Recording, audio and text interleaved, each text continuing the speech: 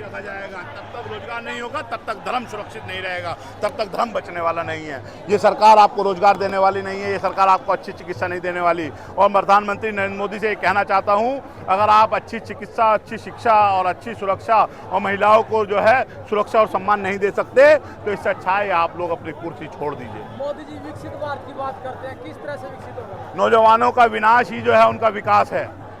नौजवानों को शिक्षा से, चिकित्सा से, रोजगार से दूर रखना ही उनका विकास है।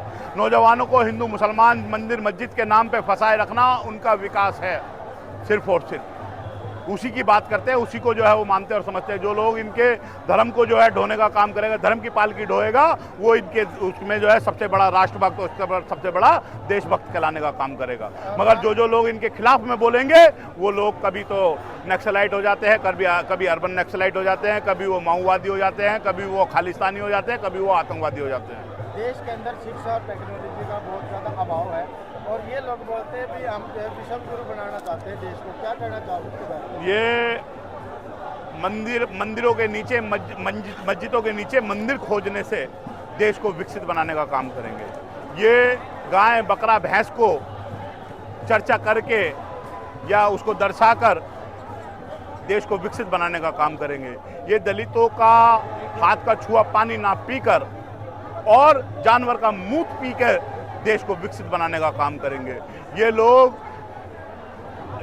इस देश के अंदर ऊंच नीच जात पात को बढ़ावा देकर और इस देश को जाति धर्म की आग में झोंक कर इस देश को विकसित बनाने का काम करेंगे। इनके बस का नहीं है साइंटिफिक टेम्परामेंट पे चलना, इनके बस का नहीं है साइंस को बढ़ावा देना, इनके बस का नहीं है स्कूल खोलना, इनके बस का नहीं है रोजगार देना। देश के अंदर 90,000 से ज़्यादा स्कूल बंद हो चुके हैं, 90,000 से ज़्यादा। मैं पूछता हूँ आप लोगों से मीडिया के माध्यम से, वो कौन है जिनके बच्चे उन सरकारी स्कूलों में जाने का काम करते हैं? वो कौन है जिनके बच्चे जो है पढ़ लिख के अधिकारी कर्मचारी वहाँ से निकल के आए हैं? वो कौन है? ये इस देश के अंदर एक बहुसंख्यक आबादी को, इस देश के नौजवानों को बर्बाद करने का काम कर रहे हैं। और ये जितनी जल्दी इस देश के नौजवानों को समझ आ जाएगा तो देश के अंदर परिवर्तन हो सकता है, नहीं तो ये देश विनाश की तरफ जा रहा है। 20 तारीख को कॉल दी गई है, युवाओं को बुलाया गया है पूरे देश से, तो भीम आर्मी आज़ाद समाज पार्टी का क्या अहम रोल रहेगा? भीम आर्मी और आज़ाद समाज पार्टी का अग्रदूत बन के जो है इस आंदोलन को लीड करने का वो रहेगा। पहले आपको नीला झंडा लेकर, क्योंकि समता, समानता, स्वतंत्रता, बंधुत्व और न्याय को एस्टेब्लिश करने के लिए अगर भीम आर्मी के कार्यकर्ता को अपनी जान भी देना पड़े और शिक्षा, चिकित्सा, रोजगार को कमजोर वंचित वर्ग के लोगों के घर तक पहुंचाने के लिए अगर भीम आर्मी को अपना पूरा जीवन या अपनी जान भी देनी पड़े, तो भीम आर्मी पीछे हटने वाली नहीं है।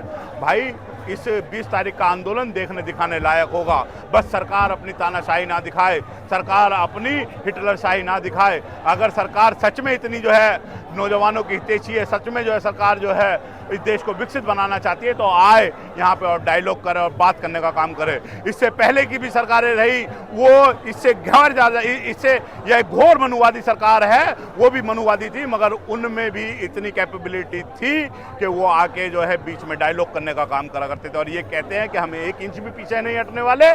तो क्या इस देश के अंदर लोकतंत्र खत्म हो गया है? क्या इस देश के अंदर राजशाही स्टैब्लिश हो गई है? क्या इस देश के अंदर आपने जो है अनकहा संविधान खत्म करके और अनकहा मनुस्मृति लागू कर दी है? ये दर्शाती है आपके ये शब्द।